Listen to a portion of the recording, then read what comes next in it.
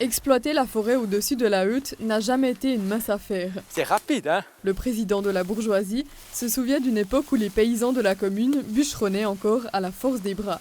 Ici, c'est un endroit où, quand on coupait artisanalement le bois, c'est-à-dire à la main, on faisait descendre le bois dans ces endroits qui allaient jusqu'au bas pour un chemin. Donc, on travaillait ni avec des tronçonneuses, aussi à la main. On désossait pratiquement l'arbre à la main et ensuite il dévalait ce talus. À cause du terrain abrupt, la bourgeoisie peut exploiter moins de la moitié de sa forêt. À cela s'ajoute un système de quotas. À chaque forêt, le canton et la confédération attribuent une quantité de mètres cubes qui pourront être abattus sans risquer d'engorger le marché ou d'épuiser les ressources de la forêt. Ici, ce sont 1200 mètres cubes. Depuis plusieurs années, la vente du bois et les subventions permettent tout juste de payer les factures. Le premier but pour nous, c'est de couvrir les frais. Alors ça, c'est essentiel. Et si on peut gagner quelque chose, c'est un plus. Bien sûr, vous savez, une bourgeoisie, c'est un peu comme une industrie. Une bourgeoisie, ça paye des impôts, mais ça ne perçoit pas d'impôts. Donc, une bourgeoisie doit être rentable. D'une façon ou d'une autre, il doit avoir une rentrée d'argent pour qu'il puisse s'en donner.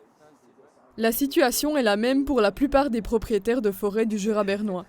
Et l'augmentation du prix du bois depuis le début de l'année doit encore remonter la chaîne de production.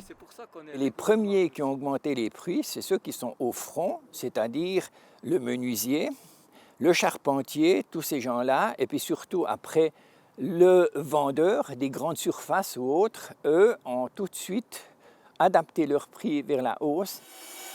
Le prix du bois de construction, par exemple, a doublé. Il y a toujours une réserve de bois. Et tant longtemps que cette réserve de bois est à disposition du marché en Suisse, eh bien, les prix n'augmentent pas encore. Mais ça va venir puisqu'on sait que les réserves ont pratiquement fondu. Dans les scieries de Suisse, il y en a peu encore, mais de la France qui nous entoure et d'Italie, ils avaient des réserves de bois pour une année d'exploitation. Et puis maintenant, on peut dire que ces réserves ont été utilisées et puis que quand ils auront vraiment besoin de bois, le prix va augmenter. Ce sera pour ces prochaines années, estime Roland Benoît. Et la courbe ne devrait pas baisser de sitôt. Les préoccupations environnementales dans la construction augurent un bel avenir pour le bois.